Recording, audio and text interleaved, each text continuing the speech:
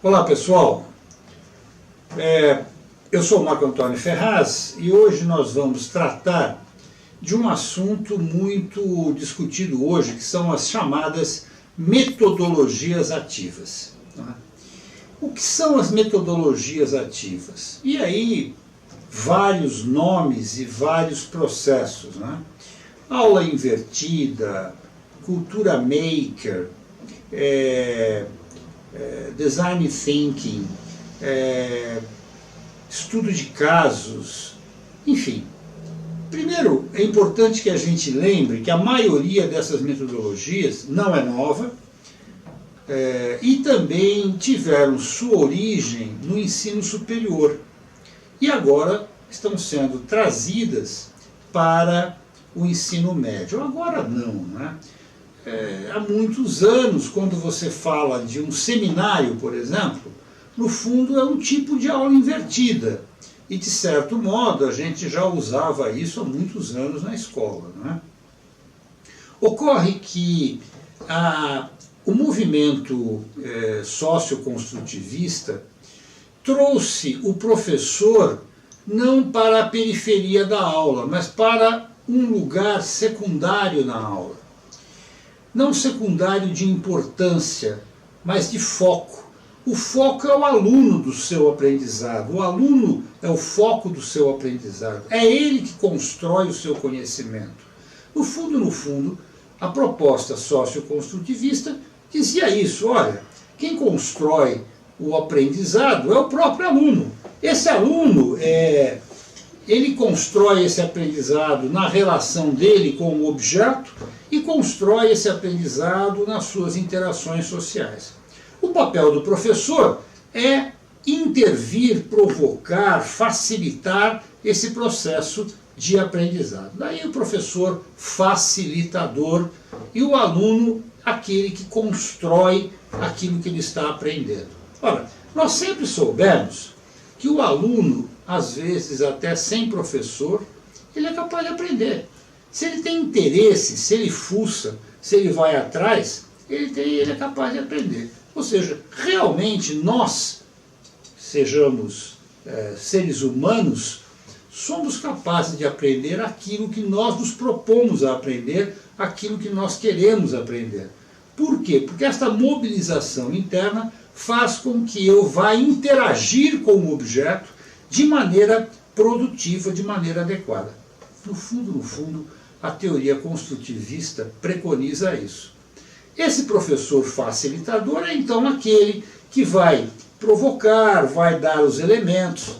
E a aula hoje, usando metodologias ativas, nada mais é do que aquela em que o professor faz com que o aluno seja o foco do seu aprendizado, seja o protagonista desse aprendizado. Então, quando eu proponho, por exemplo, uma aula invertida, eu vou propor o tema, eu vou propor aonde o aluno vai pesquisar aquilo em livros, em sites, vou propor uma série de perguntas norteadoras dessas pesquisas dos alunos, e eles é que construirão esse aprendizado, eles é que trarão isso para a sala de aula, para ser debatido, para ser discutido, para ser apresentado, e eu, como professor, vou orientando, organizando essas apresentações e essas discussões.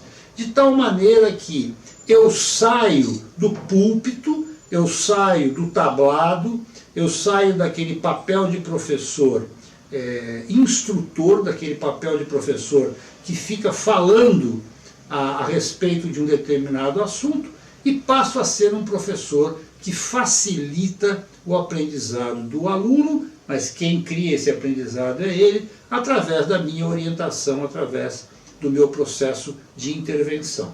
Ora, quando se pergunta quais devem ser então, ou quais são as melhores metodologias ativas a serem usadas em sala de aula, cuidado, porque parece, aparentemente, que o trabalho docente numa metodologia ativa é menor do que quando ele dá uma aula teórica expositiva, e não é verdade. Eu explico por quê. Uma aula teórica expositiva, aliás, é aquilo que o professor está mais acostumado a fazer. Às vezes eu acho que alguns professores, se ligarem no automático, são capazes de dar belíssimas aulas expositivas. Porque ele não precisa se preocupar com nada.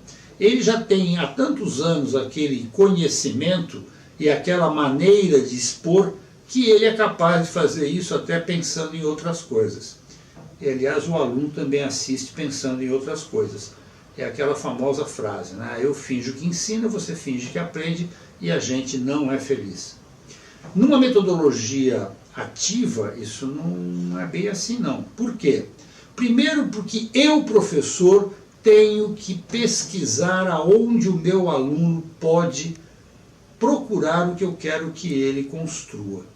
Então vai me dar trabalho, sim, eu ir atrás de sites, livros, textos, hipertextos, construir processos, PPTs, pelos quais esses alunos, primeiro, sejam mobilizados para que eles possam trabalhar no seu aprendizado. Vamos lembrar que a aula continua com aquelas 5 etapas, né? Mobilização, abordagem sincrética, abordagem analítica, sintética e expressão do conhecimento. Isso não muda, né? O professor precisa continuar sendo o mobilizador do aprendizado.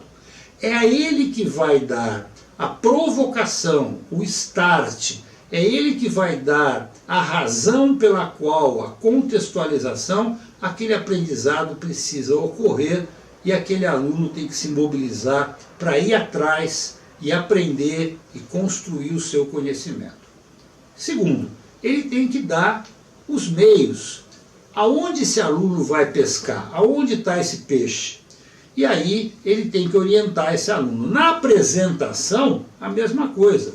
Ele tem que saber não só, não é desprezar o que o aluno está trazendo e que não é exatamente o foco do que ele quer que seja apresentado, mas ele precisa levar a classe, os alunos, a pegarem tudo aquilo que está sendo trazido e construírem o seu conhecimento dentro daquilo que são os objetivos de uma aula. Então, a primeira coisa que um professor precisa, seja qual for a metodologia que ele vai utilizar, seja expositiva, seja uma metodologia ativa, ele vai ter que expor os objetivos daquela aula.